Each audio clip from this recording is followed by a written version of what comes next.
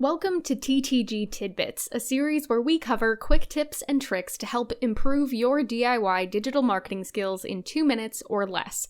Today we'll be covering how to test a Klaviyo email campaign before sending it out officially. Testing is something you should do every time you create a new campaign to ensure it's being delivered correctly and that all of the elements of your design are showing up properly once the campaign appears in inboxes. Start by selecting the campaign you're ready to test and clicking through to this section where you have the option to edit the content. From here, click the preview button in the menu on the left, which will prompt a pop-up window to appear. You can choose to preview the email as anyone in your list, which is great if you're using personalized fields in your message and want to make sure they're working correctly. You can also input the email address of another one of your team members or yourself to get a test version of the campaign delivered to you as it will be delivered to everyone in your list when you send the campaign officially.